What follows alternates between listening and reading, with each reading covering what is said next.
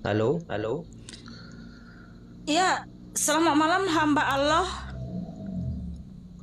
Iya, selamat malam Kak Mikana. Silahkan buka kamera. Oh, belum bisa buka kamera. Satu saja pertanyaanmu kalau nggak bisa buka kamera. Oke Kak, saya nak bertanya tentang kitab Taurat, Terus, kitab apa yang Yakobus mau kamu 2 tanya? ayat 11. Yakobus 2 ayat 11. Hmm. Yang mengatakan jangan membunuh, jangan berzina. Nah, terus? Ini saya baca ya. Terus Yakobus kenapa 2. Yesus ah, Yakobus 2 ayat 11. ayat 11. Ya, sebab ia yang mengatakan jangan berzina, ia mengatakan juga jangan membunuh. Jadi jika kamu tidak berzina tetapi membunuh, maka kamu menjadi pelanggar hukum juga. Terus apa yang mau ditanya saudaraku?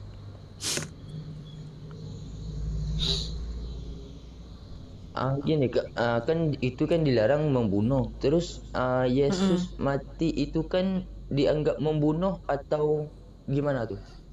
Semasa waktu Yesus disalib. Ya memang Tuhan Yesus itu dibunuh. Terus kenapa?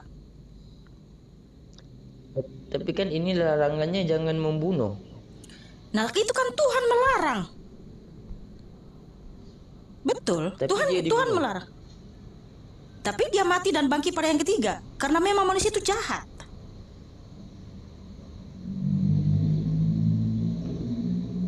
Maksudnya kan larangannya kan yang membuat Loh, kamu tahu nggak? lah. Kamu tahu nggak? Kamu tahu nggak yang membunuh Tuhan Yesus sampai ini nih, gitu ya?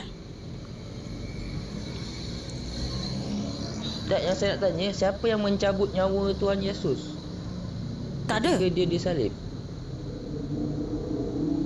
Tak ada. Iyo. Macam mana boleh mati kalau tak ada yang mencabut nyawa? Oke, sebentar dulu ya.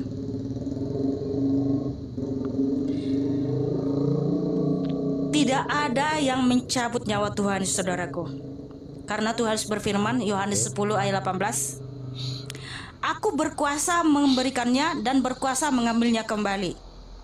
Memang dia dibunuh ya, tetapi tetap dia yang memberikan nyawanya sendiri.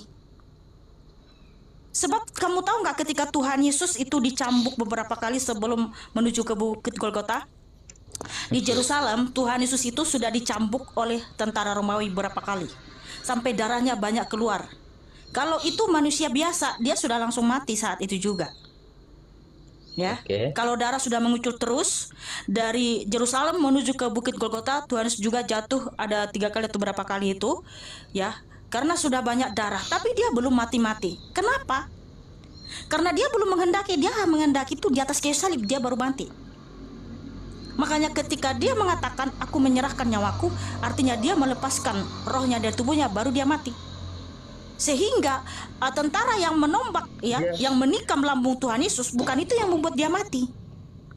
Nah, makanya kamu tahu nggak ya? Karena tidak ada seseorang pun yang bisa berkuasa atas nyawa Tuhan Yesus. Nah, orang yang membunuh Tuhan Yesus itu siapa? Orang-orang Farisi, ahli Taurat, dan juga termasuk semua umat manusia yang di dunia ini. Karena kita sudah berdosa ya. Sebab di nubuatannya di Yesaya 53, Tuhan Yesus itu mati atau tertikam oleh karena kejahatan kita, oleh karena pemberontakan kita. Tetapi orang Farisi, ahli Taurat yang mengatakan di waktu itu, apa kata mereka? Matius 27 ayat 25. Dan seluruh rakyat itu menjawab ya, gini ya. Oke, Matius 27 saya baca di sini ya, ketika Tuhan disalibkan, mau disalibkan ya. iya oke. Kata Pilatus kepada mereka, jika begitu, apakah yang harus kuperbuat dengan Yesus yang disebut Kristus? Oke, di saat itu kan ada seharusnya yang mau disalibkan itu adalah Yesus Barabas. Ya, Barabas ini adalah seorang penjahat. Kejahatannya sangat banyak dan sangat luar biasa. Oleh karena itu dia harus dihukum berat.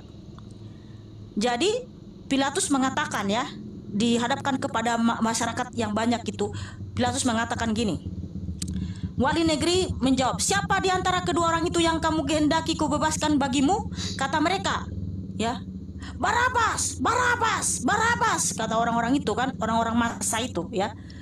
Terus kata Pilatus kepada mereka, jika begitu, apakah yang harus kuperbuat dengan Yesus yang disebut Kristus?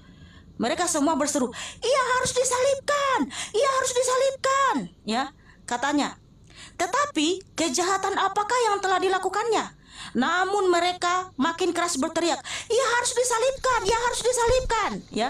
Kata Pilatus, ketika Pilatus melihat bahwa segala usaha akan sia-sia, malah sudah mulai timbul kekacauan, ia mengambil air dan membasuh tangannya di hadapan orang banyak dan berkata, aku tidak bersalah terhadap darah orang ini. Itu urusan kamu sendiri. Karena apa? Pilatus sudah menyelidiki kasus Tuhan Yesus, tidak ada didapati sedikit pun kesalahan di dalam diri Tuhan Yesus. Makanya apa kata orang-orang Farisi itu?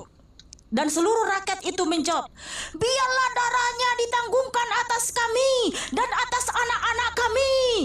Itu kata mereka. Apa yang terjadi, saudaraku? Orang Yahudi. Kenapa? Orang Yahudi tahun berapa itu yang dibantai sampai berjuta-juta? Oke. Jadi apa yang mereka lakukan? Mereka membunuh Tuhan Yesus. Mereka menanggung atas akibat apa yang mereka lakukan. Mereka bilang, biarlah darahnya ditanggungkan atas kami dan atas anak-anak kami. Terbukti orang Yahudi banyak yang hilang nyawanya di tahun berapa itu? Zaman Holocaust atau apa itu? Itulah. Karena apa? Jangan membunuh. Karena padahal Tuhan sudah mengajarkan jangan membunuh. Tapi mereka membunuh Tuhan Yesus, makanya mereka mendapatkan upah dari perbuatan mereka. Sewaktu Yesus dibunuh itulah, selepas dibunuh. Iya, kan mereka mendapatkan balasan apa yang mereka lakukan terhadap Tuhan Yesus. Oh, paham. Nah, sudah paham, bagus. Lagi satu boleh Kak? Satu je. Boleh. Kalau oh ya sudahlah. Satu. Tapi ya mudah-mudahan Tuhan memberikan kamu hikmat ya. Amin, amin. Ini tadi kan mengatakan yang Yesus itu dibunuh, maksudnya ke Allah itu kan ada dalam Yesus kan. Maksudnya dilihatlah Yesus itu sebagai manusia. Hah? Maksudnya Yesus yang dilihat itu kan sebagai manusia kan, bukan roh. Yesus itu manusia kan. Tuhan Yesus Kristus itu adalah Allah yang maha tinggi. Dia adalah roh, tapi ketika dia datang dalam rupa manusia, roh itu yang berkenosis jadi manusia. Datang menyerupai datang sebagai manusia. Datang dalam rupa manusia. Iya. Tapi Terus ini kamu tidak dapat melihat wajahku kerana tidak ada seorang pun akan melihat aku dan hidup. Ini Tuhan yang berkata tidak akan ada seorang pun yang dapat melihat aku. betul saudaraku, betul. Jadi gini saudaraku yang baik hati, ya. Nih, betul sekali. Keilahian. Kel 33 ayat 20. Iya, ya. Jadi begini saudaraku yang baik hati. Enggak Pak, saya cuma mau penjelasan aja, enggak mau. Iya, betul-betul. Ya. 2 Korintus 3 ayat 17. Sebab Tuhan adalah roh, dan di mana ada roh Allah, di situ ada kemerdekaan. Kemudian juga ya, ada firman Tuhan di 1 Timotius 6 ayat 18. Ayat 16 ya. 1 Timotius 6 ayat 16. 1 Timotius 6 ayat 16 ya. Dialah satu-satunya yang tidak takluk kepada maut, bersemayam dalam terang yang tak terhampiri. Seorang pun tak pernah melihat dia, dan memang manusia tidak dapat melihat dia. Baginya lah hormat dan kuasa yang kekal. Amin. Betul. Jadi gini saudaraku. Itu Tuhan yang mengatakan lah. Iya, ini firman Tuhan. Begini. Keilahian, ya, kemuliaan Tuhan Yesus, nggak ada seorang pun yang bisa melihatnya. Itu adalah cahaya yang tak terhampiri. Jikalau Tuhan Yesus datang atau menyatakan dirinya dalam keadaan yang sesungguhnya, jangankan kamu, bumi ini hangus, matahari ini hancur. Karena sinar matahari yang panas itu saja nggak akan bisa menandingi kemahakudusan, kemuliaan, keagungan Tuhan Yesus, saudaraku. Nah, makanya supaya kita tidak terbakar, Dia datang dalam rupa manusia.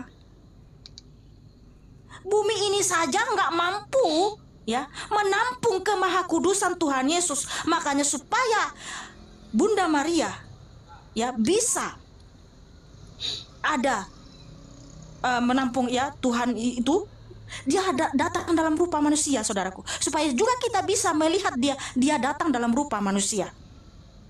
Kamu nggak akan pernah bisa, saya dan siapapun ya tidak akan pernah bisa melihat keilahian, kemahakudusan, keagungan Tuhan Yesus. Nggak akan bisa. Itu cahaya yang tak terhampiri. Jadi supaya dia bisa kita lihat, saudaraku, dia datang dalam rupa manusia. Karena apa? Dia begitu sangat mengasihi kita. Dia ingin bersama-sama dengan kita. Makanya nanti pun di akhir zaman, ketika dia datang menjemput umatnya, Tuhan Yesus akan datang dalam rupa manusia juga. Karena kalau dia menampakkan diri yang sesungguhnya, saudaraku, semua manusia akan hangus, gak akan bisa melihat. Itu jawabannya, saudaraku. Jelas ya? Paham? Sudah paham lah ya? Saya sudah paham. Makasih saudaraku hamba Allah.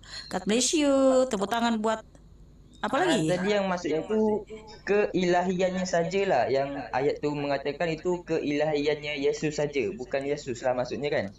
Ya sama saja, keilahian Tuhan itu ya Tuhan Yesus itu juga, saudaraku. Baik. Maksudnya dua lah, keilahian dengan Yesus. Tak ada dua lah, tak ada dua. Macam mana boleh ada dua? Kan dia cakap Tuhan tidak bisa dilihat, Yesus bisa dilihat. Dua dong.